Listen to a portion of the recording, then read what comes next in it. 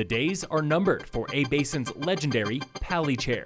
Phil Lindeman, Krystal, 93 News. First, Summit County Rescue Group was busy last year. Real busy. Spokesman Charles Pittman. Certainly 2019 was far and away our busiest year ever. Call load grew 27% last year over 2018 and nearly 56% more than 2017 when Pittman says the volunteer organization saw a huge bump in call load. It's certainly an upward trend. Whether that'll reoccur this year, I'm not sure. One odd wrinkle last year was midwinter, with more calls than the busy winter months. Our heavy times are usually June through September when we get the bulk of our calls. For some reason last year, January, February, and March, we got a lot of calls. In fact, our busiest month as far as calls from dispatch was March. All told, 72 volunteers spent more than 877 hours in the field, 510 hours for incidents, 367 for training.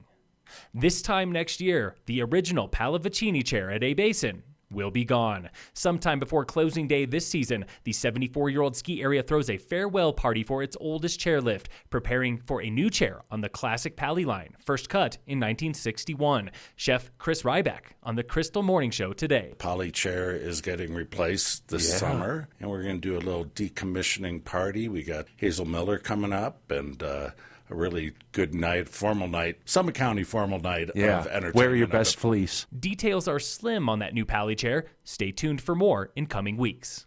Summit County's budget is $126.5 million this year, up just $500,000 from last year, and Krystal 93 is reviewing what programs get more and what gets less. County wages and benefits are the biggest slice of the pie, nearly $40.1 million, followed by operating expenses at nearly $27.25 million. Capital and special projects combined are just shy of $38 million. Together, those four areas eat up 94% of the budget. Transit, primarily Summit Stage, gets the largest chunk of capital funding this year, nearly $6 million, including $1.4 million for 3 new electric buses and $4 million for a new transit center in Frisco. Affordable housing is the next largest capital fund at $4.4 million, mostly for 12 new units in Dillon Valley and planning for a joint Forest Service project. The Early Childhood Care Fund gets no capital or special funding this year, fed only by a mill levy. Early childhood budget is $100,000 less than last year, while tax revenue feeding the fund is up $90,000. Something strange is taking shape above Center Village at Copper, where a monstrous modified halfpipe is ready for its Dew Tour debut. After 15 years in Breck, Dew Tour comes to Copper this Thursday for a weekend of free ski and snowboard competition featuring big names like Scotty James, Red Gerard, Chris Corning, Aaron Blunk, and more.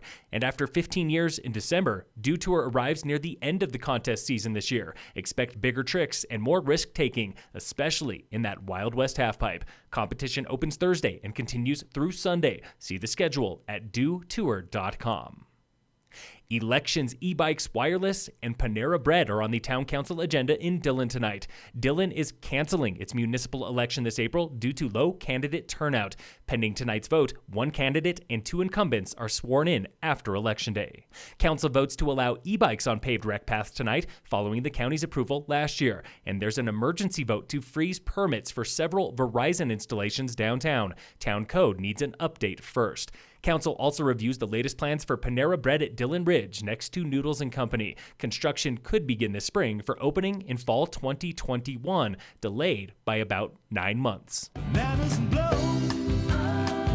It's never too early for summer concert daydreaming, and earlier today, those guys, Ween, announced 2 nights at the Dillon Amphitheater. Concerts are June 26th and 27th, with a pre-sale for Krystal listeners this Thursday only. See the Krystal 93 Facebook page for details and the promo code.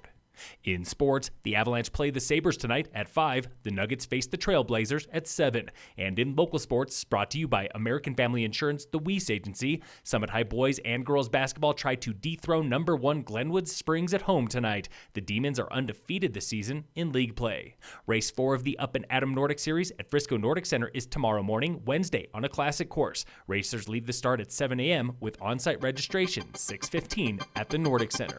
Phil Lindeman, Krystal, 93 News.